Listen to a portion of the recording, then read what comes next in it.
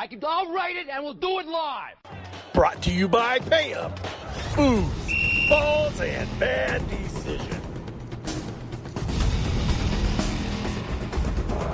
With the first pick in the 2023 NFL Draft. Food, balls, bad decisions.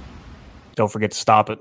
I stopped it. I remembered it. It only took Man. however Boy. shows we're on right now. It only took 2 months of shows to make that happen. Yeah, Love it. not a Yeah, bad plus thing. the entire year before that on the Fuel Pod. But, no big deal. Who's counting? So, welcome to Booze, Balls, and Bad Decisions, brought to you by a little startup company called PayUp.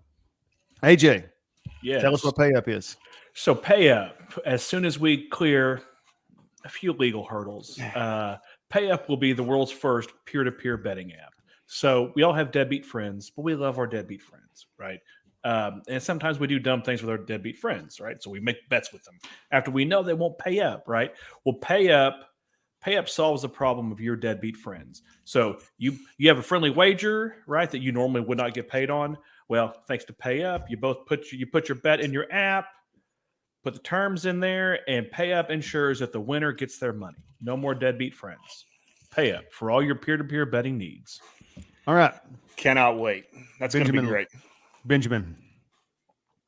This week, we had hyped it up as it was going to be the week that we started breaking down the divisions in the NFL. And we were going to do the AFC North and South this week. And then you get a phone call, you get a text message, and tell us about this text message. Yeah, so I mean, it really kind of changed your trajectory this week. But it's one of the things that I love about doing this. Just like when we picked up on the OK Kids fiasco a couple of weeks ago. I mean, we can do whatever we want. It's our show, So we've been trying to get Joe Exotic on for a bit. We're from Oklahoma. We live in Oklahoma. I personally remember when Joe ran for president in 2016, when he ran for governor in 2018. I mean, prior to Tiger King coming out in 2020, everybody in Oklahoma knew who the heck Joe Exotic was. Absolutely. So we reached out and, try to get Joe Exotic on. Turns out he's in solitary confinement. So he's been solitary for a few days. But he reached out through some of his contacts and said, hey, I've launched a 2024 presidential campaign. And, Michael Robison is my campaign press secretary. And, he'd be happy to come on and talk with you guys. So we reached out. Joe's people put us in a group message and we all got hooked up. And, Friday, Saturday, it just kind of took off, and here we are. So we're gonna. This is way better than listening to us. Yeah, 100%. This is way better than us listening to us talk about football. Way better. So I'm going to go ahead and bring Michael in. I don't know if Michael can hear us or not, but Michael, I'm going to go ahead and bring you in. There you are. Welcome, guys? Michael. Love it. Hey, Michael, what's up, man? Listen, it's good to be here, but I tell you what, it is an interesting thing because I definitely got to hear some perspective just listening to you guys give that intro. When you talk about Joe running for governor or Joe running for president in 2016, right? Like, I mean, those of us, I've known Joe for a while at a distance because I'm in the exotics world, right?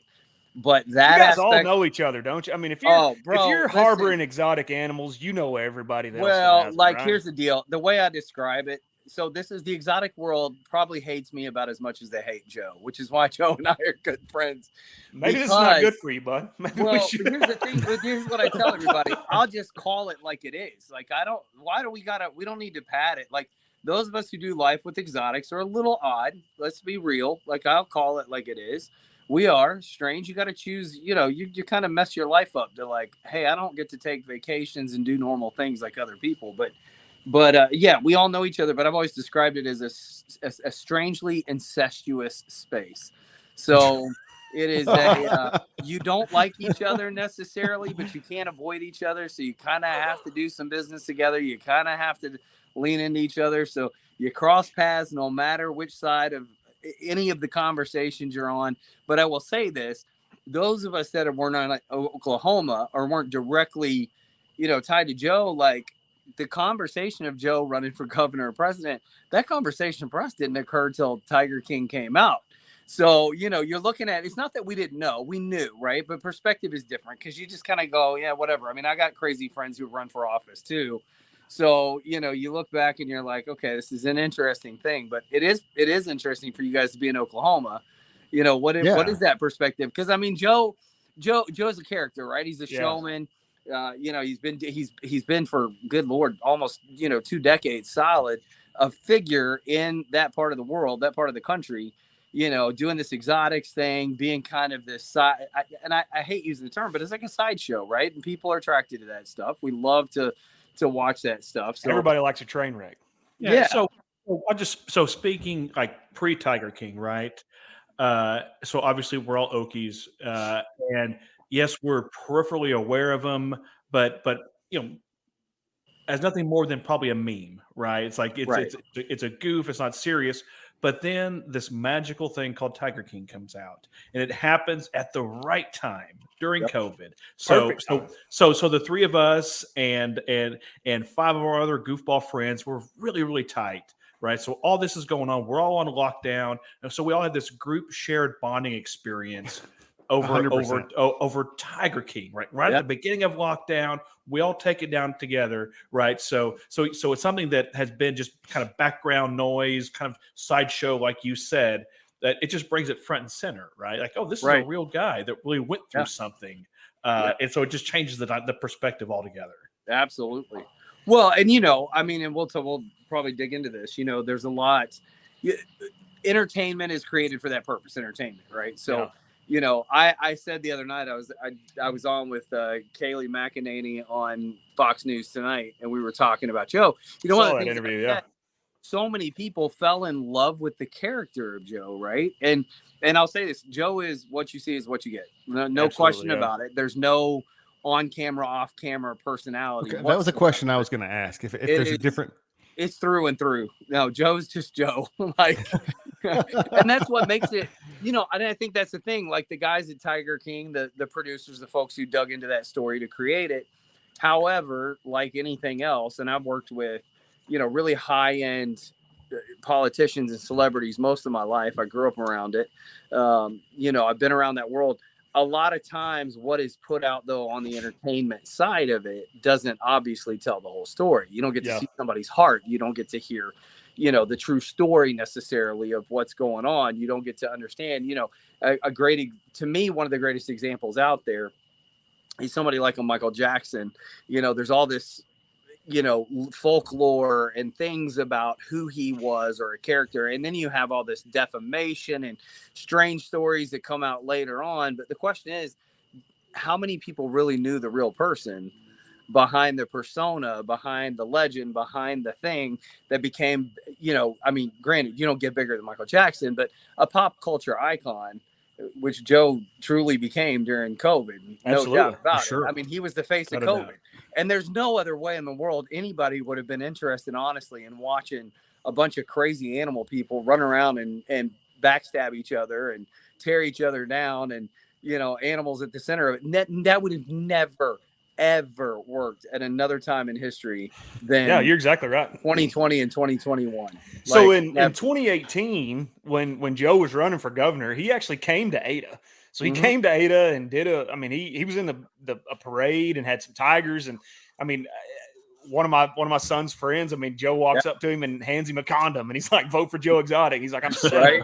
I can't vote. I'm 7." But no, it was and what was strange then is Joe on Twitter at the time was saying, "Oh, I'm shooting this Netflix movie. They're doing this documentary on me. It's going to blow up the zoo. It's going to make us, so big and, get the animal." And then, the producers and the creators, they completely turn on Joe. Right. And he ends up in prison. It's unreal. It's the wildest thing, because really the original crew that was there to do that got railroaded out of it too.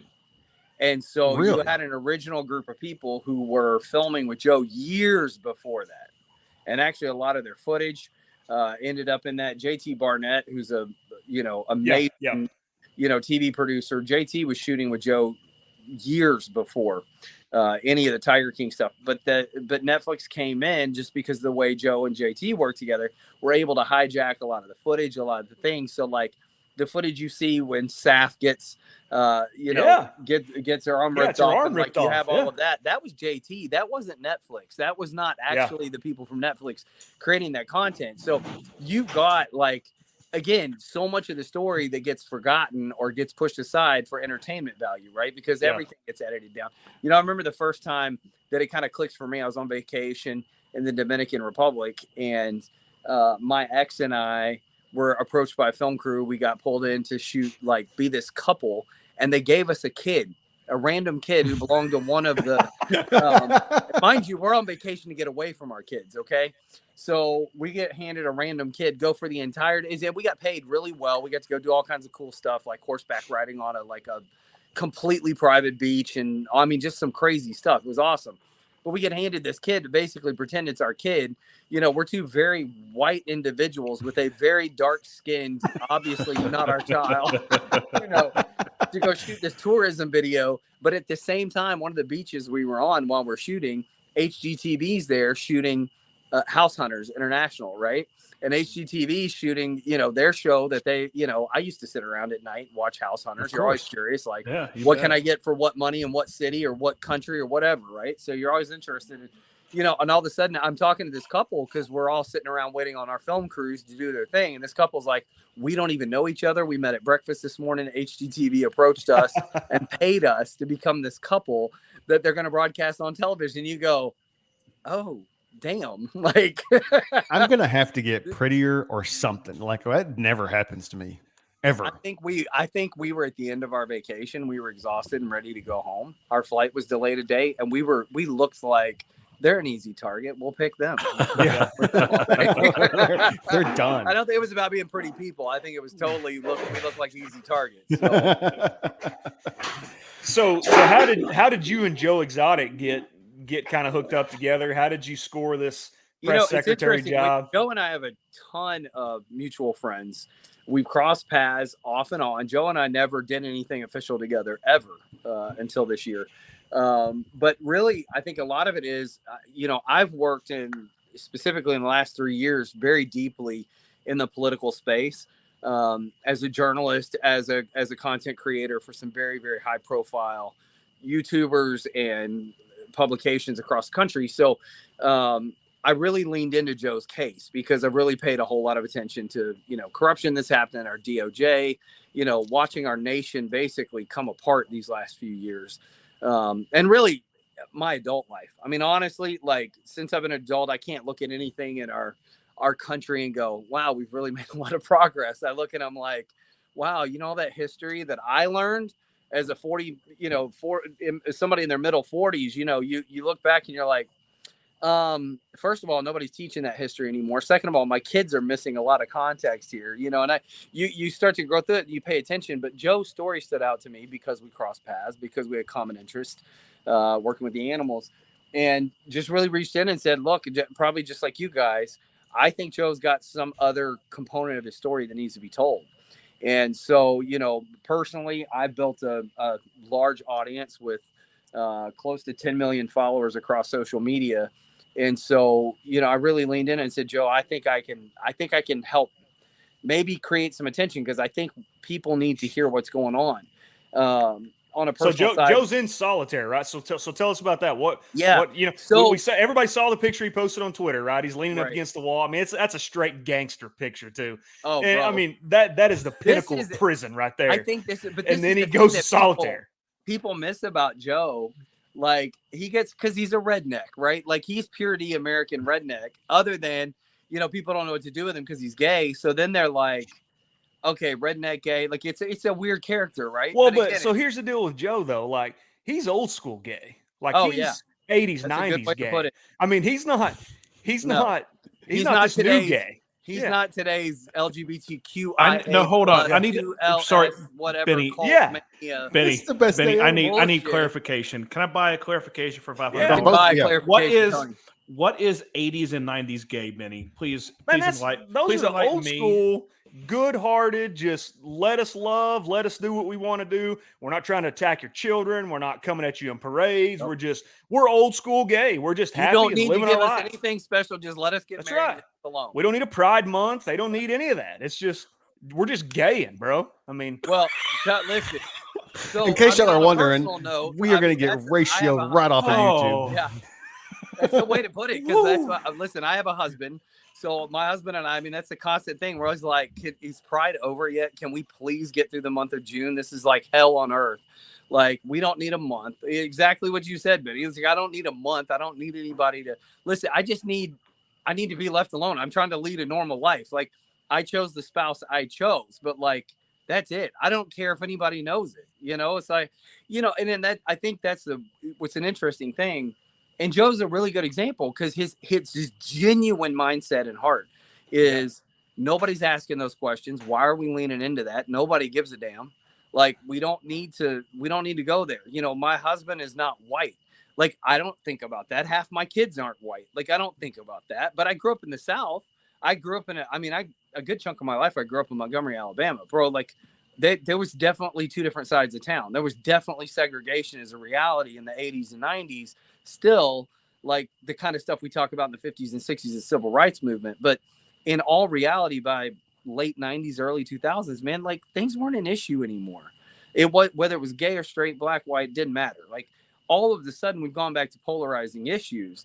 And the thing that I love about Joe is he doesn't care. It's not about the polarizing issues. Like, what he cares about is how people at different levels of society, and this is a lot about his incarceration, his story, like, because again, people have a misconception in their mind because of Tiger King. Somehow Joe's probably got money coming out of his eyeballs. Like, Joe made maybe, and I mean maybe, in total, all of Tiger King, because people forget he was incarcerated by the time it came out. Yeah, by the time it came out, he's already in jail. Yeah. So he couldn't make the money anyway. Right. But even at the time of filming, like, Joe didn't make but a handful of thousands of dollars. Like, it's not like he became some millionaire.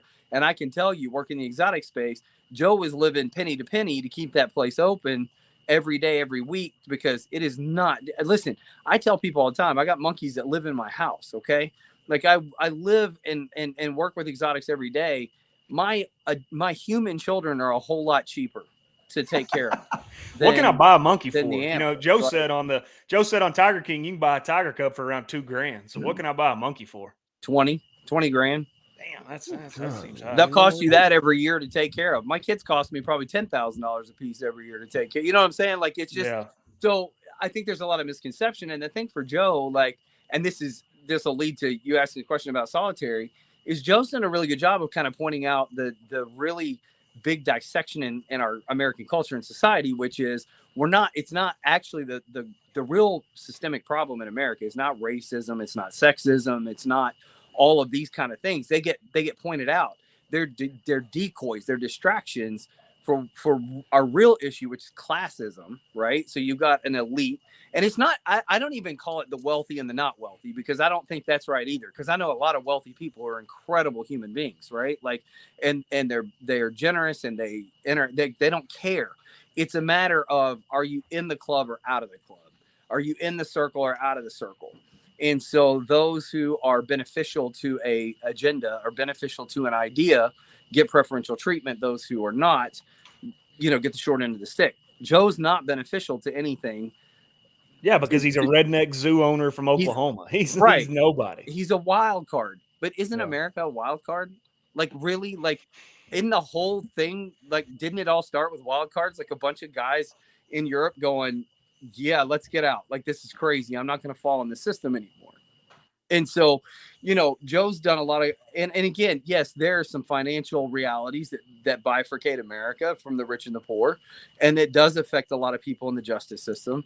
And Joe has spent a lot of time over these last couple of years, but this year more than ever, as he launched his campaign, as he's really dug in. And obviously we've seen it. Look, we can look at what's happened in the current administration, and we can look at what happened with the last administration. We got a former president who's indicted. Guilty or not, I don't know. That's not up to me. I'm not the judge. I don't have to make those calls. But I do know this, the very thing he's in trouble for right now, we know our current administration is guilty of that and more, and didn't have any type of presidential protection to justify their way out of it, right? So we're seeing a dual reality to our justice system. We're seeing it with the current president's son escaping tax issues and all kinds of, crazy crimes and things like this. So basically Joe's really been calling that out, because what's happened is he's in prison on corruption and collusion. He's in that position because he was a pawn, and he's got the proof. The proof's out there. People can go to joeexotic2024.com/evidence, and they can watch. I mean, we literally have collected the affidavits, the video testimony from the people who helped testify to put him in prison, coming back and saying they were paid off. They gave false testimony. Like, he shouldn't be there. There's no reason for a judge not to hear his appeal right now, except for a statute of limitations. Because if they can push it another 18 to 24 months, they get outside of statute of limitations. So federal agents who are guilty of the crimes that put Joe in prison to begin with are outside of being prosecuted, so the Department of Justice doesn't get mud on its face in this whole thing. So what was interesting to me about his trial, right? So they come after him with a murder for hire, right? And then they, I mean, it's pretty simple and pretty, explanatory for anybody with a brain to say, if I'm going to hire somebody, Joe said, I'm not hiring a $3,000 crackhead to go kill somebody. Exactly. I mean, you go out and, kind of, if you're going to go down that road, I think Joe's smart enough to choose a better road. Lot smarter. Joe reminds me of Larry the Cable Guy is always the guy I always point to. Great comedian. Yeah, he's playing a part. But Larry the Cable Guy is carrying around a doctorate. Okay, the dude is brilliant. He's super smart, but he plays dumb as a character, right? Yeah. And I think a lot of people have played in their mind the character of Joe Exotic and not the person of Joe Exotic. Joe's extremely smart. He's extremely brilliant. He did not build and create the things that he did in his life without being that way. Super resourceful. And so you're exactly right. You're not going to go down the route of hiring a $3,000 crackhead to go out there. But one of the things that I thought was interesting, Rinky, Rinky ran that zoo for 15 years. They don't allow him to testify. They won't let him come in and provide any of the documentation that he has, regarding Jeff Lowe, regarding, Alan Glover, regarding James Garrettson. He's not able to produce any of that. They don't even bring the guy that ran the zoo for 15 years to come and testify. Right. So, I mean, it's just, and they knew the murder for hire wasn't going to stick. So then they hit him with the euthanizing those 4 tigers. And I mean, it's just. See, this is the other thing people don't understand specifically with endangered species. So again, those of us who I have exotic animals, nothing's endangered that lives here, but I have exotic animals. I am licensed by the U.S. government because I want to protect my rights. I don't want somebody walking in here and taking my animals. I don't, they're like family to me. Plus, I have a fortune invested in taking care of these animals, right? I mean, they're an asset and part of our family, right? But I have people make accusations all the time. Somebody put up the other day, I get haters online. Oh, my animals have broken arms and legs. They're not getting care. Next thing you know, 2 days later, USDA is knocking on the front door. They come in, they do their inspection. I'm subject to federal agents walking in my house any day, anytime, invading my space. This is what people forget around that whole space. But those tigers in particular, when they're endangered, you can't just euthanize an animal when it gets sick. You have to get all kinds of permissions to move through that process. Joe couldn't get those permissions. Out of compassion, he made some moves to take care of some animals. But the ones that he did get help with, it's the very organizations who helped lead a coup against him. PETA is out there, they helped him move some other animals out. Yeah. But they were also party to calling him evil for being a humane human being. And I think that's what is so wild to me. And here's the other part. Obviously, the antagonist in the Tiger King story, the woman does the same stuff. And people forget she's for 30 years gone to the same auctions, bought the same animals from the same places that she's out there calling evil and wrong and bad, but she didn't build her empire without doing the same thing. And people forget all of these little pieces, but where the money fell is how the chips fell. Yeah. And so when you've got somebody with inexhaustible resources fighting somebody who's just trying to keep their head above water at all times, you don't have a chance in hell to get ahead of it. And so, and once the federal government sees a ploy in this thing, right, to pass particular laws, the Big Cat Safety Act being one of them, they've got funding that is behind the lobbying that goes behind that. It makes it very enticing and very easy. And when you've got mass media, and we all know this, the government works really hand in hand with a lot of mass media. That's why they get freaked out by independent journalism and anybody who is willing to do what you guys do, tell a story. They get worried about it because, you're not controlled by the money. You're not controlled by the lobbyists. You're not controlled by the lawmakers. You are exercising First Amendment rights, freedom of speech. You're able to do things that they want to end our rights to. And that's the biggest reason Joe continues to show up and run for office. That's the stuff he's fighting for. It's not because he cares about being president. It's not because he cares about being governor of Oklahoma. It's because he continues to see the system fall apart, and the average American's the one getting pushed out. So let me ask you this, because I genuinely don't know. Yeah. Can you govern this country from prison? Is that You possible? technically can, but you will just pardon yourself. Yeah, exactly. Like, right. I mean, if day- he was elected, the you day just you're pardon him, technically right? sworn. So I think, now don't quote me on this. This is where I know enough to be dangerous, not enough to be completely 100% effective. I'm pretty positive he would actually have to get sworn into office from prison, pardon himself, and leave prison. Wouldn't But that be you fantastic? can, constitutionally, you can be elected the president of the United States from a jail cell. Okay. So, Joe's one, and I mean, there's a couple of candidates out there, but like, Joe's one of those people that, I mean, let's call it like it is. Joe doesn't care. Like, Joe's going to do what Joe feels passionate about. He's going to go do it. And I think we need a candidate anyway, sometime in the next couple of years, who's going to go in there and schedule F and clean house. Like, we need to wipe the slate clean. I've said this 1,000 times, and it's not like it's some political threat, but I joke about it. But of course, they control this too. But like, somebody asked me Jack Posobiec, who's, real big in the political commentary world and YouTube. Jack goes, what do you think the solution for America is? And I was like, 2 words: designated survivor. Like, it's time for a clean slate. Because, man, I've been on this planet 4+ decades, and you look back and you're like, I don't know that I can point to many presidents, if any, in my lifetime that I look and go, they did something great for the nation. Like, they genuinely did something great for the nation. And I think we've lost that. I think America has lost a place where men and women, but men, and this is, I hope this doesn't come across like completely like chauvinistic or you can say whatever you all want that on kind here. of stuff. But like, the reality is we didn't build this nation on the, women's right to vote and all that kind of stuff. We built it on a bunch of ballsy men who showed up and said, screw England, screw the crown. We're going to go do our thing. We're not going to have taxation without representation. We're not going to be governed irreverently. We're going to have our freedoms of religion. We're going to have our freedoms of life. We're going to have our freedoms of business. We're going to fight for it. We'll die for it.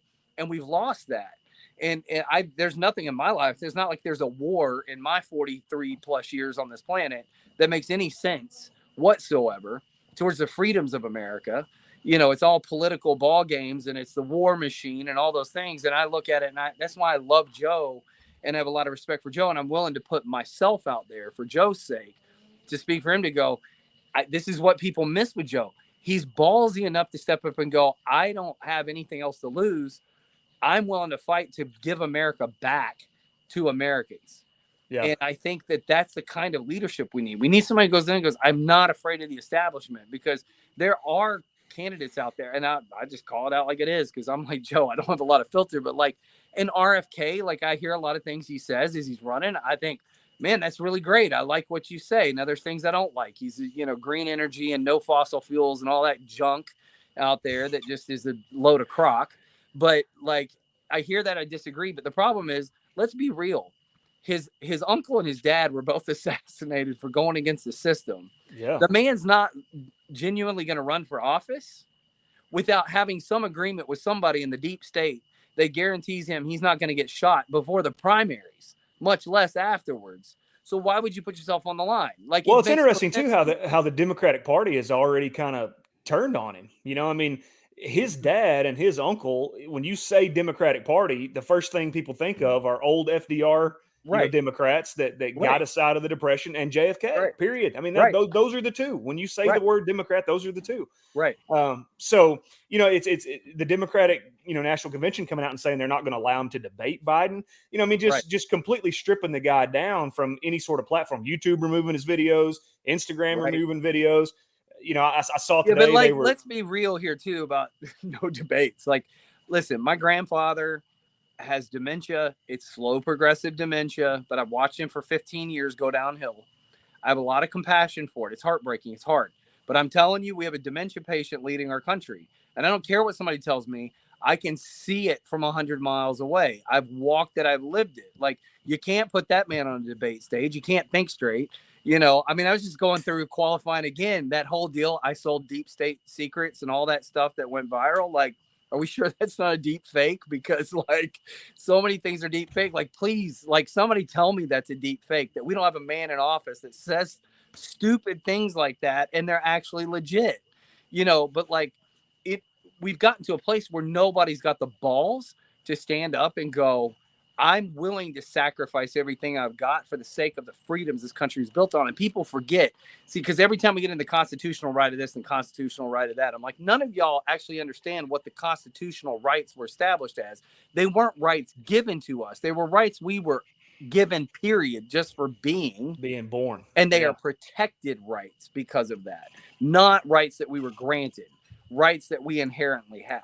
And I think that often gets wiped out. Nobody's teaching that history. It's hard for me as a parent watching my kids grow up and miss that part of their education, having to come home and go, hey, by the way, let's go sit and actually look at the Constitution that governs our country and why, when somebody goes, America's the greatest country in the world, which, if I'm being really raw and honest, that statement is not true anymore as a functional statement.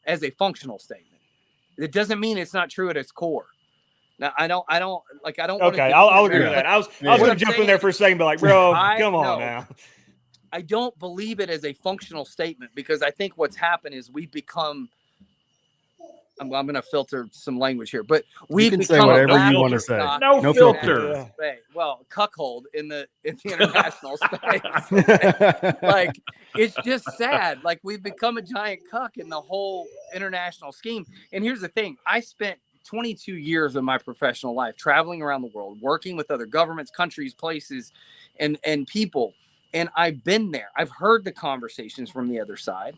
You know, I've lived in the place. I've also lived in the developing nations that we have extorted for money and influence and power, that our governments have used as pawns to wash money and all sorts of things. I've seen things that most Americans never get to see. And so you touched on this a little bit, but I got to ask this question. Yeah. So we obviously didn't know you outside of this weekend. I mean, I did a little bit of research, watched the Kayleigh McEnany, video, and saw some things on Twitter. But you seem like you've been in this political game for a very long time, and it seems like you've been around and you've worked, like you said, with both sides and different things. Why did you hitch your wagon to Joe Exotic? I mean, what? Yeah. It seems like you're way overqualified to be working for a. I mean, I would vote for you. We need just you to run. Yeah, well, Chad, you voted for Biden. Chad, shut up. You voted for Biden. Stop it. Well, I was given no alternative. Let me say this, like, in a moment of transparency, because I have been in that space. Like, let me actually back it up. I grew up in the uber top end of the religious world. Okay. My dad's a pastor. My grandfather's a pastor. Like, my grandfather was the head of publishing for the Southern Baptist Convention. You don't get any more deep evangelical American that's where they live. Culture than that. Like, we did Thanksgiving dinners at Billy Graham's house. Like, in the end, okay.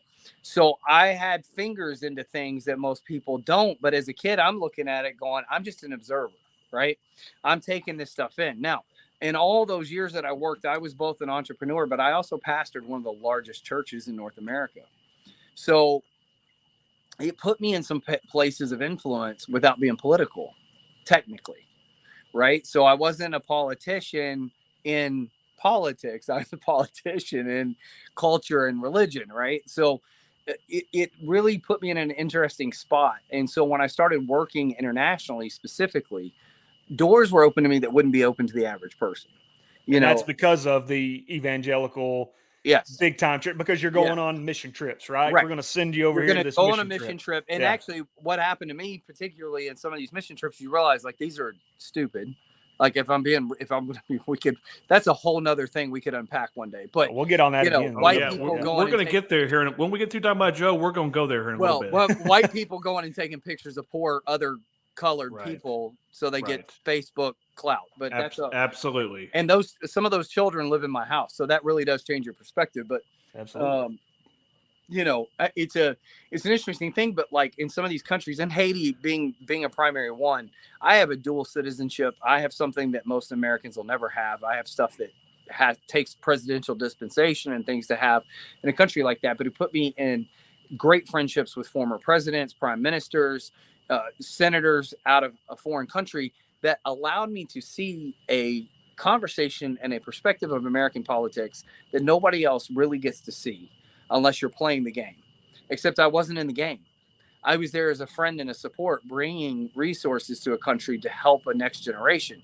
So it allowed me to, in a lot of ways, be in a very neutral space to conversations. I remember a year and a half, almost 2 years ago, one of the former prime ministers of Haiti was here in Nashville visiting, called me, said, let's go to dinner. So I go to dinner. I'm thinking it's just him. Like, we have a really great relationship, good friendship. He's got a new significant other with him. I think they're married now, but significant other. I'm thinking it's just a few of us going to dinner. I get there. The governor's there. A couple of senators are there. While we're at dinner, he's on the phone with the Clintons.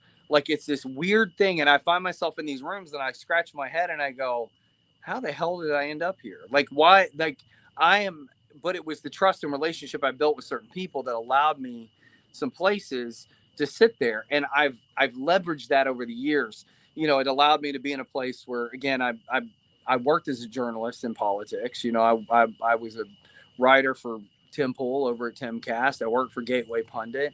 I worked for a lot of right-leaning publications or Sure. more centrist publications, because that's really who I am. It's not, to me, I think the idea of left and right, Republican, Democrat, I think it's a terminology we use, but there's not a functionality to it anymore because all the lines are blurred. Even our founding fathers said that the detriment to this constitutional republic will be a two-party system. Sure. That was said in the 1780s. So, right.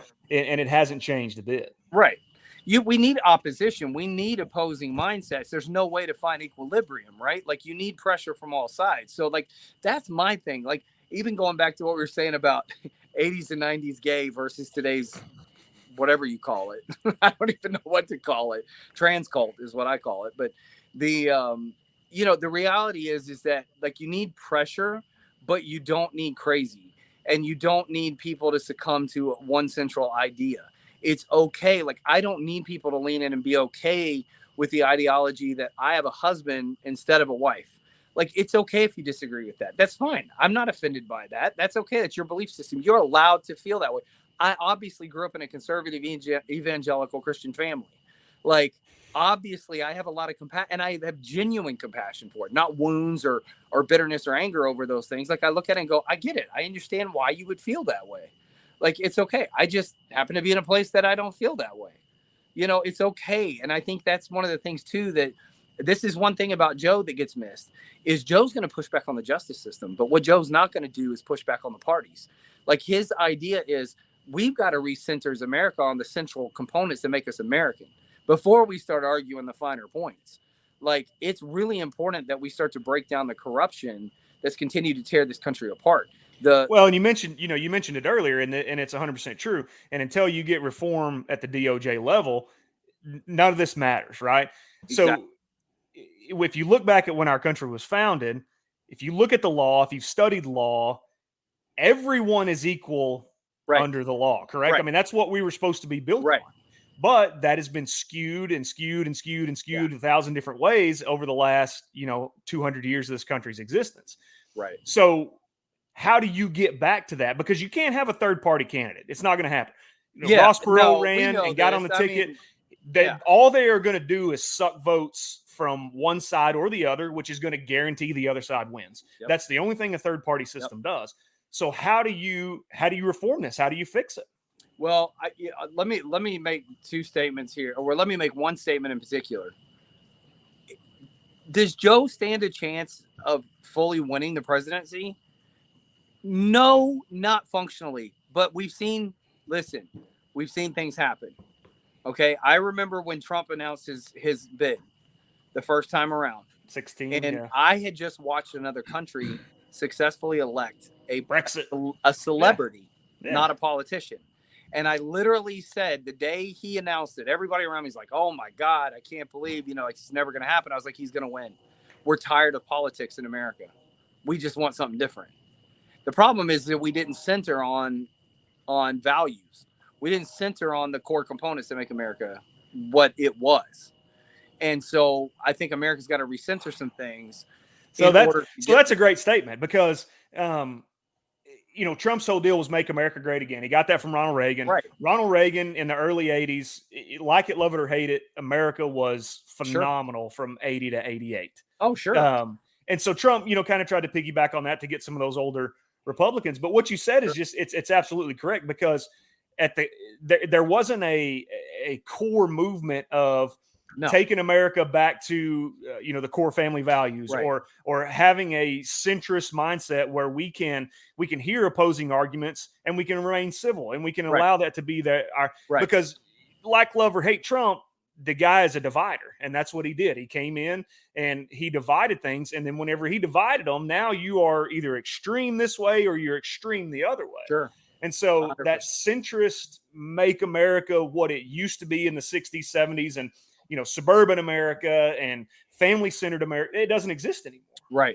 Right. We have polarized individuals. We've destroyed, and listen, I am a gay man married to a man, so there are a lot of people out there who are going to think, how does he say all this stuff?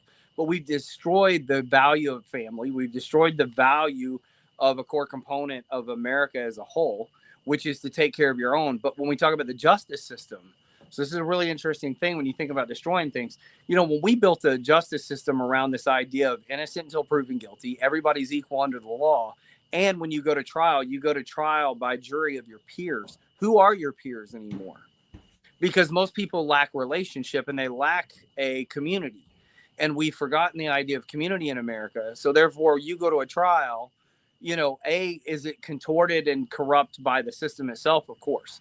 But then also, who determines what that peer group is, right? So, because I don't think for 1 minute, and I've looked at a lot of cases over the last couple 100 years in the American justice system, there are plenty of cases where people clearly committed a murder or did something atrocious, what we would call horrible today, that were acquitted by their peers because of situating circumstances based on character or all sorts of things. But my thing is that, again, it's based on personal realities and freedoms instead of generalized ideologies that have to then govern every complete component. Because the human race is not free of bias. It never has been and never will be. So you can't. It's very difficult to find 12 people to sit on a jury and a judge and a prosecutor and a defendant that are 100% equal under the law because they all have influence.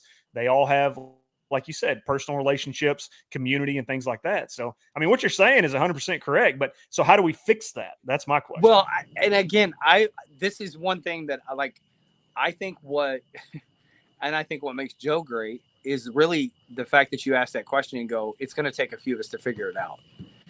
I don't think anybody's got the answer. If you want the honest truth, then that's what nobody wants to hear. They want the answer, right? Because they want the answer because they go, I'm going to cast my vote at that answer. But the best answer goes, I don't know. But we have to be willing to embark on a journey to figure it out. Because, again, in today's world, if you're going to have a fair and unbiased jury trial or anything for that matter, look, we're here. We're all in, we're in different places, different spaces. 30 years ago, that's happening right now didn't happen. Yeah, not possible. So for me to come on and have a conversation with you guys, for somebody that may be in, I don't know where, Canada for that matter, to be watching this right now, or South America or anywhere, who may see this down the road, that didn't happen. That took months or years for news to disseminate. So people did not have this ready access to information. There's a good side, there's a bad side to it. I think that's the question we got to figure out. It's not regulation of free speech. It's a question of how do we vet out what type of information someone has ingested to decide whether a bias is inherent or not as they lead or as they make decisions. Because, again, just like any of us, you could take a stance. Like the media spent how many years trying to tell us that, a former president colluded with Russia and he's a racist sack of shit, essentially, right? Yeah. But I know the man, He's not racist. He obviously didn't collude with Russia. We know that very clearly now. Facts You now. know, in fact, if Kevin McCarthy and some Republicans would grow some balls, there might be an impeachment of Merrick Garland, and we could clear out some things in the Department of Justice. But I don't think any of them have balls enough. They don't, because they're all a part of the same. That one has an R beside their name and the other has a D. They're in the same circles. They're in the same groups. It's the RD party. It's just it's a research and development party. It's just so bad. Like so you brought this up a couple times. I was really after Donald Trump Jr. Post January 6th, all those things, he comes out and says, I've watched Tiger King. I've talked to Dad about it, whatever. I really believed that Trump would pardon Joe. So my question, let's just say Joe gets elected. Does he pardon Trump or does he let him hang?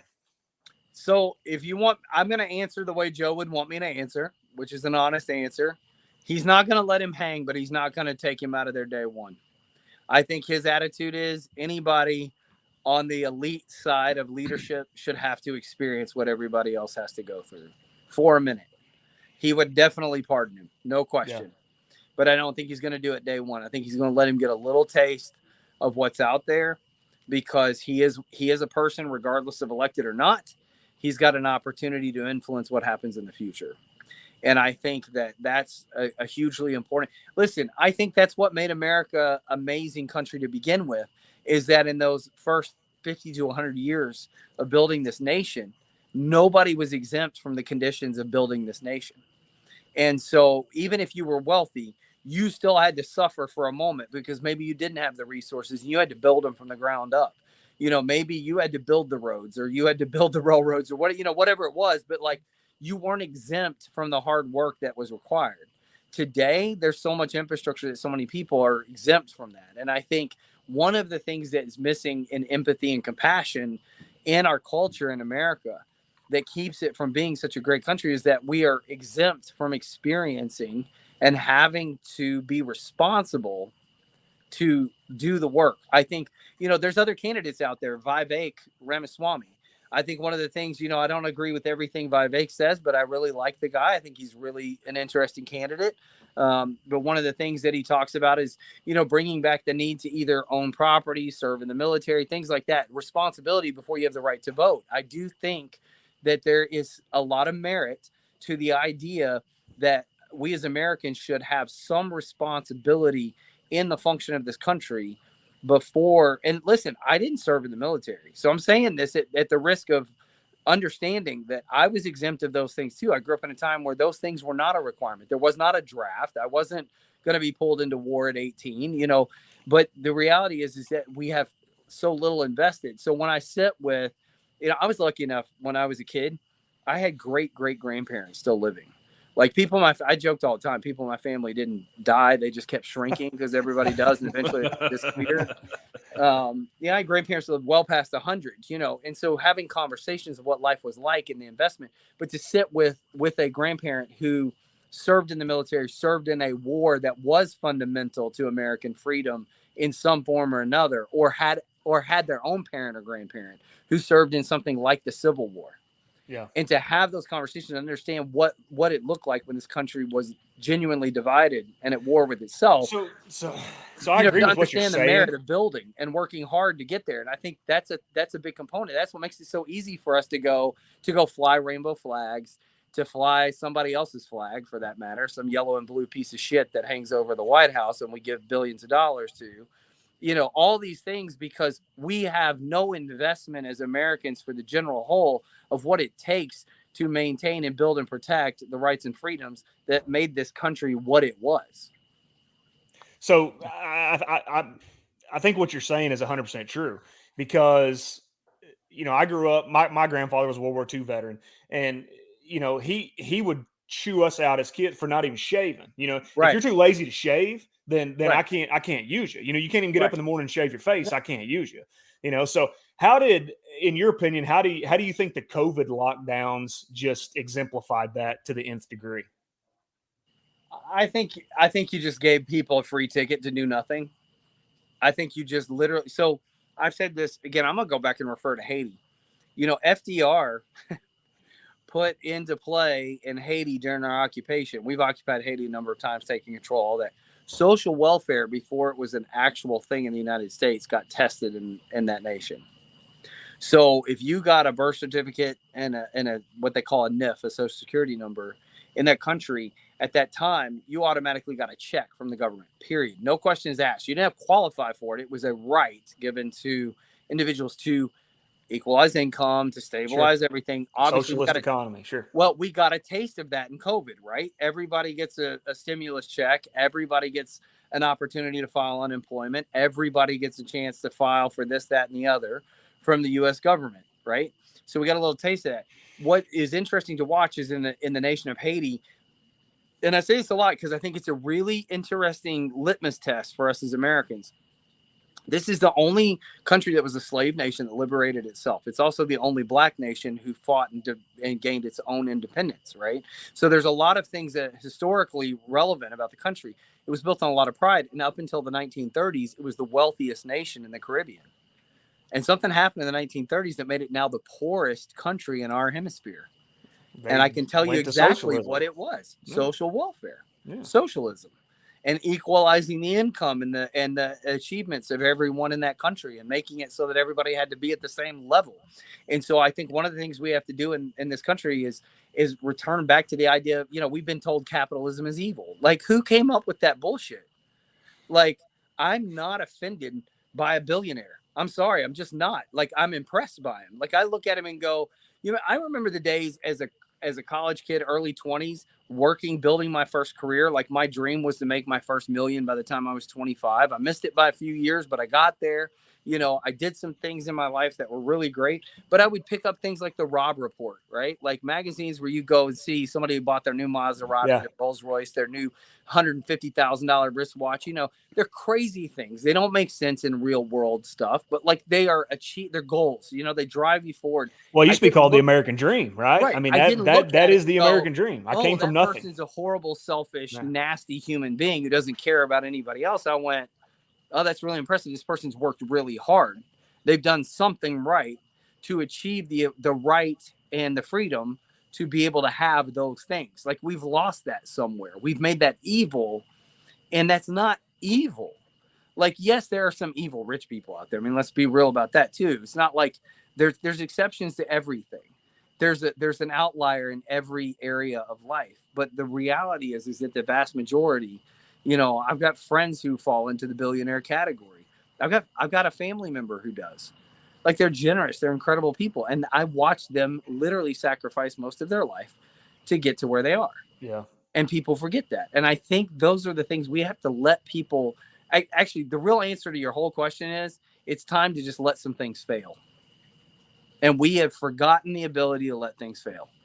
Like, we've somehow erased in history. Well, and everybody says, America's it's too big to fail, right? It's too big to fail. It can't fail, because if it fails, that's the lie that destroys America at its core. You got to let these banks, we got to quit bailing out banks. We got to quit trying to fix the economy. A recession is not a bad thing. It's not a good thing. Don't get me wrong. I don't want a recession, but it's not a bad thing. It equalizes. Failure equalizes. Crashes equalize. The up and down of the dollar, the up and down of the economy, the housing market, all of the things. Like, it's okay.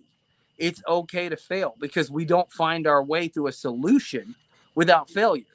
If we band-aid it, this is why I think we live in a country full of, for lack of a better term, we live in a country full of pussies, because nobody's willing to lose. Everybody's got to get a damn blue ribbon. Everybody's got to be patted on the back.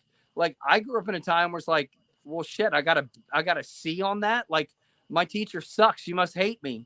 And I lived with that. Like, and my parents' attitude was, you better do better. You better work harder. Not like, what's wrong with the teacher? Yeah, like, let's go get the teacher fired, because your baby boy is way better than that. Yeah, it's actually time to let some things fail. If you want America to climb back out of the hole it's in right now, and if we want this country to rise back up to greatness, it's time for us to fail for a minute. It's okay to fail. Like, failures. So one of my mentors taught me a long time ago, failure is a space we move through, not a destination. And as you move through that space, your job is to be an observer, be a student, learn everything that you can. And as you move through that space, you'll become smarter and stronger for it.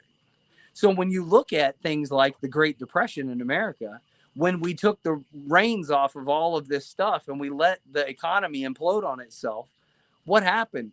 The economy in America really was very healthy for decades after. Well, World War II helped with that. I mean, let's be real there. I mean, it did. But yeah. my thing is like, yeah, the war machine became a reaction to a lot of things. I certainly don't discredit that. But the average American, look at the wealth that is created by boomers compared to Gen Xers, millennials, and so on, because they came out of post-Depression era families who realized I got to work hard. I got to build my own because failure is imminent. Like failure wasn't a maybe. Failure is a given, right? And today's culture and today's leadership says that failure is not acceptable, right? Like you talked about your grandfather, like, if you don't shave, you don't do this, those are all things. But the reason behind that is if you don't shave, you're not going to get a good job. You don't get a good job, you're going to fail. And I'm not going to support you to choose failing. Like you're not going to choose failure, but failure is imminent. So therefore, those who make decisions to fail are going to fail. Let them fail. It's okay. It's okay. Like we've forgotten that in America. That's good stuff, man. I mean, I think what you're saying is, most Americans, right? I mean, I would say 99% of Americans. What do they truly want? They want to be able to be able to provide for their family. They want their kids to go to safe schools. They want to be able to practice whatever religion they want to practice. They want to be able to raise their family and do their things like they want to do without interference from others. I mean, it's very simple at its core, but we've polluted it so much that, like you said, it's almost a bad thing now to be married and you got 2 kids and you live in a suburban neighborhood and you have 2 vehicles in your garage. That's almost an evil thing now. Right. Where 20 years ago, that was you've made it. I grew up in a small town, and those are the things that you kind of dream for as a kid is, I want my 2.5 kids and my 2-car garage and, a guest bedroom, right. I mean, all these different things, it's just, it's a wild reality. Like I live where I live. I live in Nashville, but I grew up south of Nashville in an area, the city of Franklin, Williamson County. Now it's like the 9th wealthiest county in America. When I was growing up, it was poor as dirt. Vanderbilt, right? That's the reason. Vanderbilt, right? Vanderbilt University, yeah, all that area. But it's an interesting thing because, like the house that I currently live in, I'm only the second person to live in this house. This house is 80 years old. Okay, the couple who built it lived here until they couldn't take care of themselves anymore and moved out. Right? Then we moved in.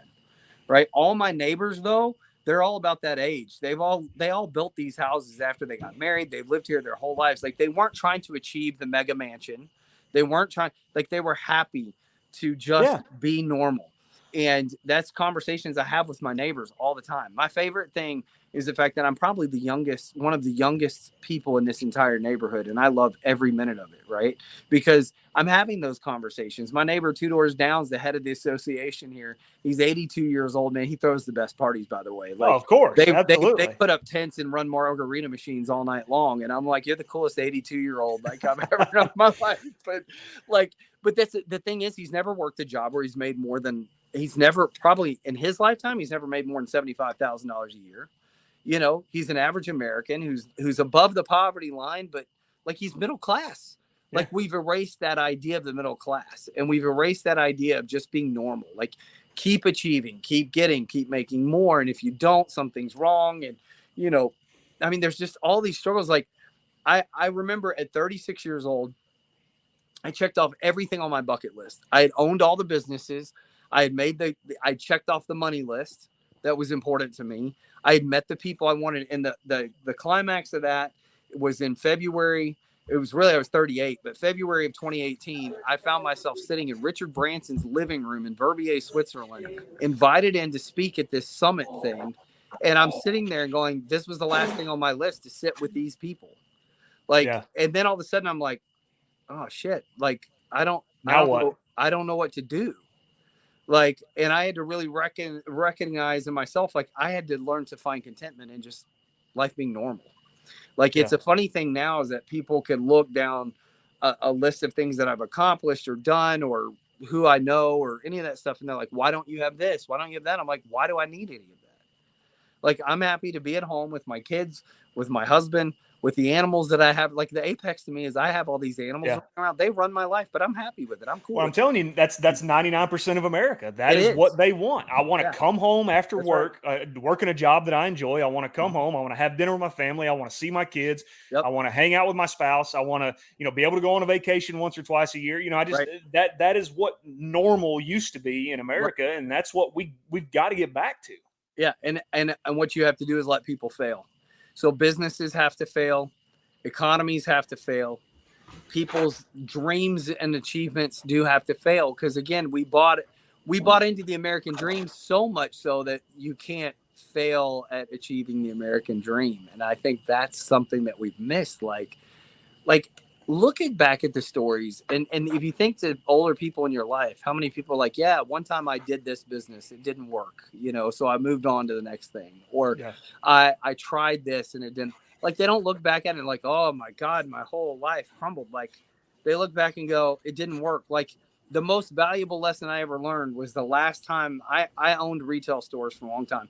I had a retail partner literally rob me blind, embezzle every dime I had. And this was in 2014. I woke up one day and I went from having a couple $1 million in the bank to having zero. The most valuable education I ever had, and the most expensive education I would say, was a failure. And the failure was on me. It was my failure. It was my failure to lead the business. I was so good, I thought I didn't need to pay attention to things anymore. I thought I had achieved everything that you needed to, and you didn't have to do that anymore. And I learned a very hard and very valuable lesson. I wouldn't trade it for anything in the world. And in fact, I look back now at the person who even did it to me, and instead of being upset and frustrated and angry, I look back with gratitude, because I go, I'm a better, smarter person because of that. And I also found out how strong I am, also found out how resilient I am, and I'm not afraid of a damn thing. So, when people have also asked me, coming in here and partnering up and helping with Joe, I'm not afraid of a damn thing. He's got a lot of crazy critics out there. He's got a lot of weird people who show up and try to tear him down. Screw them all. I don't care. You don't scare me. I've survived so much in life. I do not care. Like, let's go. It's time for some truth to be told. It's time for freedom to be brought back to America. It's time for people in this country to man up, grow some balls, stand up to themselves and their own fears, and become strong again. But you don't get there without taking a few hits. And now, nowadays generation, and gosh, we fall into this. So it's not like I'm speaking as a Great Depression survivor or anything like that. But the first thing everybody wants to say is, oh, well, Michael had these retail stores and he had $2 million. Well, that's not fair, because I don't have retail stores and I can't make $2 million. And, oh, how lucky is Michael because he had all these retail stores. You know what? I think it was Will Rogers said, the harder I work, the luckier I get. Yes. So, and I think we've gone away from that. We've gone away from pulling up your bootstraps and man, I did fail and I lost everything I had, but am I going to lay here on my back, or I'm going to get up and make another way? So. That's exactly it. And again, I grew up watching it happen. My father, I now run my dad's company every day. I swear to God, which was probably a dream of his. If you if your dad owned a company, what dad doesn't want to give it to their son? It's a dream of his and nothing I ever wanted in life. Let's be real. None of us in our 40s are looking like, oh, thank God I'm going to take over my dad's thing. It's not real. Let's be Chad, real. Is that how real? Chatty, speak to us. It's a very real thing for me, but yeah, I got you. But the thing is you look back and you go, my dad worked hard. I remember the days when he started the company, sitting at the kitchen table with my mother, and that if they didn't get a sale, they didn't get this thing, we didn't have money to put gas in the gas tank. I remember that. So stepping into it, I have an appreciation for the fact that this came out of a lot of blood, sweat, and tears over the last 30 years of his life. And a respect for it as well. Right. So it may not necessarily be my dream, but it is in a lot of ways, because now I have pride in the legacy, because again, it goes back to that core.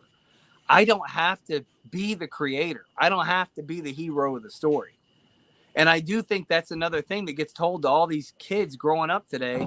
You're your own hero. You're going to be the hero. I get self-esteem, but some of us get stronger, not because we get built up every minute, but because we get our ass whooped every once in a while, and we get stronger for it. I don't know any story in history that ends well where everybody gets a blue ribbon. It just doesn't work that way. And so, I look at it and I go, hey, I didn't intend to own a merchandising, screen printing, t-shirt embroidery company, but that is what I will do. And you know what? I'm really proud of it now, because if I don't fail at this one, because I failed at others, maybe my kids can have it too. Maybe. Yeah. But that's up to them. You know, at the same time, I've got animals. I got all this stuff. You know, somebody asked me the other day, they're like, because the politics thing, I love politics, man. Me too. I love absolutely it. Running for office doesn't scare me. None of that stuff. My kids are still young enough. I want them to be an active part of that decision, because I'm not putting their lives in the middle of that stuff, you know, deep. But somebody goes, oh, now you're a press secretary. I was like, yeah, because being Joe's press secretary is the biggest resume builder everybody's looking for, right? Like, but here's the thing. I look at it and go, what Joe does bring to the table, period, no matter what, is that Joe is causing people to have conversations they wouldn't have otherwise. Yeah. And he's doing it with, just like you said way back at the beginning, you know, you go back to those moments when he was campaigning in Oklahoma. It's crazy as hell, but you hand out a condom with your face on it, people can't help but have a conversation. And Joe's mindset is, what do I have to do to make people talk? Because if we don't have a conversation, it's not going to change. Nothing's going to change. I'm just going to ask a quick question. You said on here it's not realistic for Joe to win. What is your realistic expectation? Is this to create the conversation? Is it to build momentum towards the next cycle? What is it realistic? Well, I want to take that question and I want to reframe it. I want to be real specific. Yes. I'm an outcomes focused guy. What does success look like, conservatively speaking? What does success look like for Joe's campaign? Success for Joe. I mean, listen, success for Joe is a win, but if anything underneath the idea of a win for Joe is to cause Americans to have enough conversation to quit voting for the wrong person. Okay. Which is fair. I'm actually completely content if what I am doing and what Joe's team is doing right now to help Joe, because obviously Joe doesn't have a voice. I mean, for all we know, Joe could be sitting in solitary for the next 4 months. Like it's indeterminate. So which we never did get to that. So why is he there? Just briefly. They shut him up. That's it. Okay. Joe didn't have bad behavior. Joe doesn't listen. Joe's the most wonderful, laid back, chill. Like, yes, he'll say things unfiltered, but like, it's not like he's got into violence or some crazy situation. Like, how does he get the mullet dyed in prison? I don't know how a lot of people do certain things in prison, but have you noticed that prisoners somehow work it out? Like, yeah, my best friend was in a wrongful conviction in federal prison for 4 years. And every week we would get on the phone 2 or 3 times. And every time he tell me a story, I'm like, how did y'all pull that off? Like, I worked, like I coached guys in prison in the Kern Valley out in California. I coached guys in Kern Valley prison as business entrepreneurs and stuff. So when they got out, they could start their own business, because these guys, it's hard for them to get a job. Right. But I remember, like, these guys would tell me stories too. But, I'll tell you something. You learn to be a better entrepreneur and a lot more resourceful when you're a lot more limited in your resources. That's right. And at least with Joe, I mean, a country boy can't survive, right? I mean, Joe's going to figure it out. Yeah, he's going to figure it out. But I honestly have no problem. Now, I can't say that Joe would phrase it this way. So let me be very clear. This is coming from me, even more so than Joe. But I don't think that it contradicts anything Joe would say by any stretch. But if I can keep more people from voting for a corrupt administration, and it at least gives us a better option for the next general election, then I will get as loud as I have to get to help America. I mean, you've been in the political realm for a long time. I mean, we talked about it over the last hour and 15 minutes. But so let's kind of look at 24 for you. Obviously, Trump's going to be in the mix. I don't think that the Democrats are going to allow Joe Biden to escape this. I think this is going to be his downfall. I think they're going to try to plug in Gavin Newsom, and he's going to be the savior and come in and kind of save the Democratic Party. But so let's say you got Gavin Newsom. Let's say you got Trump. Let's say you got. I think DeSantis is a really strong player, despite what the polls are saying. I think that DeSantis is going to probably end up being the Republican nominee. So give me your thoughts. Who do you think are the nominees on both sides, and then who comes out of this? I mean, Here's the problem. I'm really torn on the Democratic side because I don't think the DNC has sights on anybody, and unless they spring a surprise on us, which we all know It's going to be Gavin Newsom. It's going to be. God help us all. I lived in California. God help us. Like, this may be the one time I genuinely, because everybody makes this threat, like I'm moving out of America. If, you know, yeah, how Gavin many were Newsom leaving? How ends many up were the leaving when Trump got Listen, elected? if Gavin Newsom ends up the president of the United States, I have dual citizenship. I'll move to Haiti for God's sake. Like, and I kid you not. Like, hold me to that shit. Like, hold me to it. But yeah, you're right. It could be Gavin. I'm still having a hard time because I think, honestly, the game. And again, a lot of inside conversations, a lot of things that I'm privy to. I honestly think they'll keep letting Biden go through the general election, and then we'll have like a 25th Amendment moment because there's no way he makes it through a second term. There's no possible way.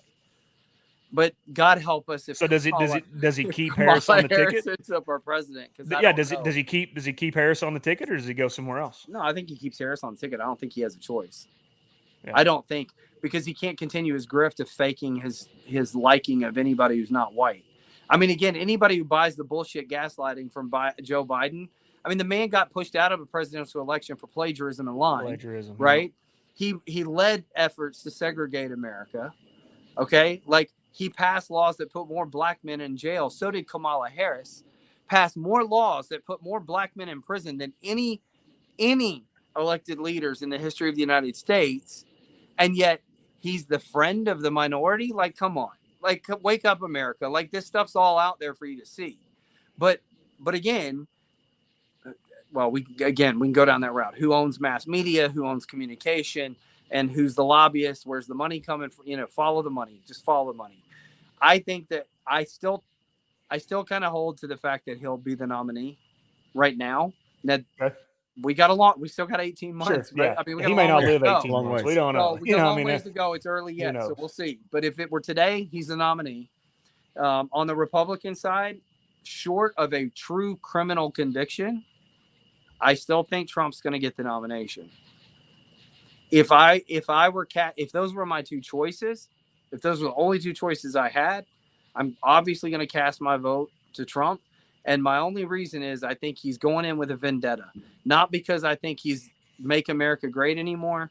I think he's going in to clean house to prove it down. Yeah. What does it matter? Burn it to the ground. I'm not getting another term. And quite frankly, we probably do need to burn it to the ground. You know, like but I don't know. I think we're still early yet. Like, again, I like Vivek Ramaswamy from the Republican side. I think he's a great candidate. I think his ideas of abolishing all the alphabet agencies and do it in a merit-based voting system and things like that are really good. I like a lot of things that I hear RFK say. You know, there's things I don't like. And again, there's no perfect candidate. That's the really hard thing. Like, if we're having a really unbiased, true conversation about what the future looks like in America, and you said it earlier, third-party candidate doesn't stand a chance because the culture in America has never allowed a third-party candidate ever to make a dent. The only thing they do is detract votes. Yeah. So now I respect the third-party candidate who comes to the table and says, my objective is to at least keep this one person from getting a majority. Yeah. You know, like, I can respect that. I'm okay with that. And somebody who does that, I have respect for. But I do believe we're at a place in America where I think the next 4 years, because I really think the election cycle and what happens in the immediacy after that election cycle are going to determine whether America remains a nation built on a constitution that protects our inalienable rights that are protected by a governing constitution, or we become a nation that falls under a socialistic regime. I really believe the next 4 years are the shift in our American culture. I don't think that that's completely off base. Now, if you said that 10 years ago, 20 years ago, you would be laughed out of the room. But due to recent events, I don't think you're probably too far off there. Well, what's amazing to me in America today is that none of this stuff is hidden. None of this stuff is like subversive anymore. It's all out in the open. And you're a conspiracy theorist regardless which side you stand on. Like, and so you're discredited just for expressing your opinion. And so I think that's what's scary to me. That's why I say we're at the edge of the socialist government. because at this point, unless you adhere to and parrot the regime's verbiage, you are, as Merrick Garland said, anybody who questions the integrity of the Department of Justice is a threat to our democracy. Yep. And again, America, wake up. We have a democratic voting system, but we are a constitutional republic. We are governed by the people, for the people, through the inalienable rights of the people guaranteed under the Constitution, but we have a democratic voting process that guarantees our leadership. So we have forgotten the basis on which this nation was built and how it was meant to be governed from the beginning. And every time you say that, every time I've said it, you get fact checked with a bunch of bullshit that isn't true. Yep. So I don't know. I'm at a quandary because really, I think at this point, the future of America is based on a fight, not an election. And I don't mean that in, maybe it is a literal fight. You know, there's a lot of people out there like, oh, we're on the edge of a civil war. I don't know, because wars aren't fought on the battlefield anymore. They're fought in ideology. But I do think that at some point there's gonna come a place where America needs to be honest about its factions and stand up. I think that regardless of which side you stand on religion, I do think that there's a big basis in America on religion, and not the way that we're told and all this divisive BS about evangelical white Americans hate minorities and segregate this and segregate that. It was a simple set of values that govern the inalienable rights of absolutely loving the person that stands next to you, having honor and respect for the people around you, protecting them and fighting for their safety and provision so that they could do exactly what you said, provide for your family, enjoy life, and live free. Yep. And so you can be Catholic, Jewish, I don't care, agnostic, I don't care. We all believe something. We all stand on some set of values. And at some point, we have to have a mutual respect that guarantees that for one another. And we're willing to fight for that, even what we don't agree with. So when you go back and you look at those World War II vets or anybody else in anything prior to that, when they fought for the freedom of this country, they did not all agree on things. But what they did agree on is we're going to protect this nation to allow you to have the freedom to disagree and live your life without being overgoverned, overtaxed, and oppressed by any one governing body. And give their life for it. That's what it means. Exactly right. Yeah. Bingo. Man, this is great stuff, Mike. Man, we've been going for an hour and a half. You know, I could sit here all night. I mean, I really could. I could sit here all night, but you know, we want to be respectful of your time, and you know, greatly appreciate you coming on with us. The screen printing. I mean, I'm gonna get with you offline. We've got some merch we're wanting to get made up, so I'll get with you on that, and I'll give you deals. Yeah, absolutely. So, but no, I mean, seriously, you know, Oklahoma, we laugh, we joke, we, you know, make Joe Exotic memes, but, you know, I think at its core, you know, anybody can look at his, you know, conviction and say, man, there's questions that should have been answered, and there's questions that factually should have been asked, and they weren't allowed to be. And so people need to understand, July 8th, we're going to hold a big all day broadcast. I've got huge celebrities, politicians, things like that are going to be a part of it. But this is the thing that I tell people. I want to see Joe out of there because I love Joe. He's a friend. You know, it matters to me, but it matters. And Joe says this a lot, and he means it. It's genuine. It is for all Americans. It is not just for Joe's freedom. It's not just because Joe doesn't want to be in there. Because if they can do it to Joe, they can do it to you. And that's what Joe says all the time. And we want to see Joe get out of there. We want to free Joe Exotic. Free him. I'm telling you, people need to go over there to joeexotic2024.com/evidence. They need we're going to put that. We'll put that up down and scrolling at the bottom again. Yeah, we'll put that back up. They need to get over there and take a look at that because the affidavits are there. The sworn video statements from people saying, I committed perjury. I lied. I was paid off by a federal agent. I was paid off by a filmmaker to testify false information that resulted in Joe being where he is today, and ask the Department of Justice to step over the fact that they're trying to keep mud off their face and move towards a place of freedom for Joe. It's super important. And this is the one thing. Joe he's a wild card. He's crazy. He's a lot of fun. You know, he makes life interesting. He'll make you scratch your head. He'll make you go, wait a second. Did he just say that out loud? Like, you know, that's Joe. Yes. Quite frankly, we could use a moment in America. I actually would love And Kaylee McEnany asked me this the other night because when I went on Fox News, I took one of the monkeys with me. I saw that. Literally I watched that interview. Yeah, I thought she was joking. I was like, "You really want me to go on Fox News as a press secretary for candidate of the president of the United States and carry a monkey?" But I was like, "It is Joe, so it does make sense." So, but she asked the question. She's like, "So if you're press secretary, do you step to the podium with a monkey?" And I was like, "Hell yeah, I do. You're dang straight, I do." And you know what? I think America could use a moment to laugh, to have some freedom, and to know that somebody up there doesn't give a damn about what they got to lose, that they're just there to fight for the actual American that lives here and wants that basic right to live their life, love their family, enjoy their freedoms, build a business, save some money, and just live with a little bit of peace for a minute. Absolutely. Heck yeah, man. That's great. It's good Michael, stuff. I have a question for you before you leave. And before we out, is there any way we can get you back on to give us updates, how the campaign's going, just even if it's quarterly or however you want to do it, whatever fits in your schedule? Absolutely. I think that would be awesome. Reach out. Yeah, just reach out anytime. I'd love to. And then you said you have an event come up on July 8th. You want to plug that right now for whoever's going to watch this at any point? Yeah, again, you can follow Joe_exotic on Twitter. I mean, Joe's everywhere. He's on all the social platforms. So you'll see it.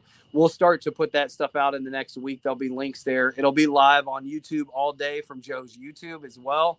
It's that Saturday following July 4th. So on July 8th from 10 a.m. to 4 p.m. And again, we've got some amazing, because we haven't put everything out there yet. Yeah, sure. No, don't ruin it now. Yeah. Like, I'm actually sitting back a couple times like, holy crap, we're getting this person to come on. And it's across the board. It's all ages.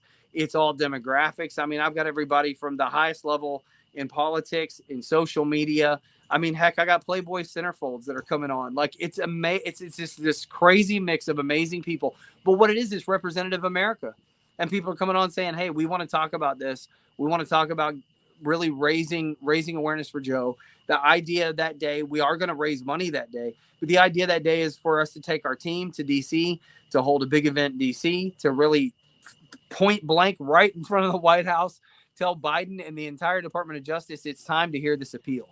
Let's quit waiting on a statute of limitations. Let's quit sticking our head in the sand. Let's be honest about this, and let's move forward for Joe and for America. Yeah.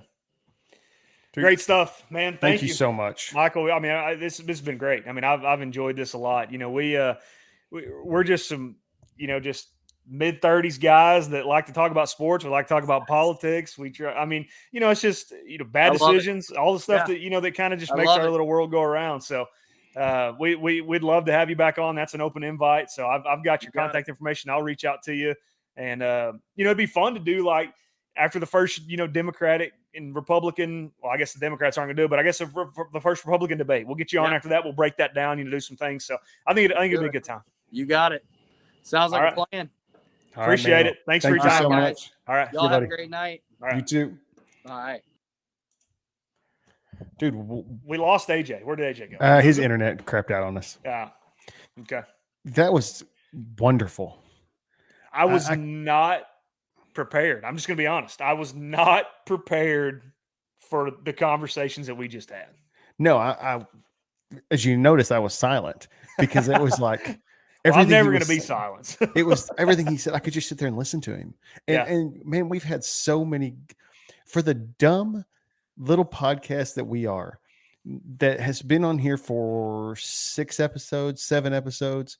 We have had some amazing guests. Yeah. I'm a little speechless with what just happened for the last hour and a half.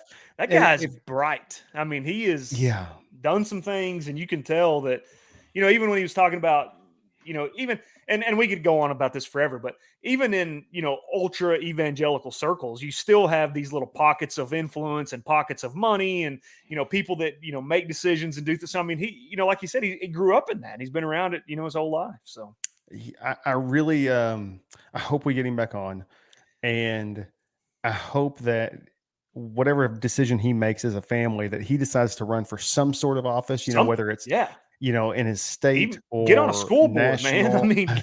I mean, he needs to be there. That is the kind of thought process I think this country needs right now. And Absolutely. who thought that this would be a political show? I'm not very political. I'm nowhere near what you and AJ are. I'm just kind of in the middle of everything, but this was a lot of fun. This is a lot of fun. I can sit back and listen. All right. So free Joe Exotic, get him out of prison, man. I mean, I don't think it's a very strong conviction. I mean, I think they needed a fall guy, and it was him. And get him out of prison. I mean, the guy doesn't deserve to be doing 20-something years. I mean, get him out. Let's go. And how does Joe Exotic? I thought you were joking when you said solitary confinement. I did not know he's he in. Actually is in. No, he got put in there Saturday, I believe. I think this is his third day. That's absolutely ridiculous. Yep. So 2 weeks, are we going to do every 2 weeks now? Yeah. So we'll do 2 weeks until football starts. So 2 Mondays from tonight, we'll be back. And the plan is to start breaking down. And I know there's a ton of shows out there that do this, but we're going to do break down the divisions, AFC East, West, North, South, NFC in the same categories, what we love and what we hate about each team, pick some conference winners, kind of map out some different things as far as the divisions go. And then, I think I saw we're 71, 3, 5, something like that days away from college football. So we'll do that, for a bit, and they'll take us up into mini camps and training camps, and lots of content coming. This is our dead period right now. Lots of content's coming soon. Yep. We've got some hopeful things in the works to be able to have where we're going to be podcasting from somewhere. That ought to be pretty cool. We're working on getting the Star, so we'll be down at Dallas Cowboys at the Star. I think that'll be neat if we can make that work. So anyway, a lot of good stuff coming for sure. We're probably going to get some t-shirts and stuff rolled out, for all of our 12 subscribers or whatever. If you're listening, you got to you got to subscribe. I hate that because every time my kids turn on a YouTube video, it's, please like and subscribe. And it just drives me insane. But that's what we need. I mean, that's what we need from the guys that are listening. So it really is a big deal. I know that sounds dumb, like, subscribe, whatever. YouTube has certain algorithms. It helps us out if people like and subscribe and talk in the comments. I mean, it helps promote our stuff, helps it to make it where we can put more out. So yeah, help us out any way you can. Show your friends, even if your mom doesn't watch YouTube, just go to her phone, click on it, click subscribe, do your dad. My mom and dad are both subscribed. They have no idea what YouTube is.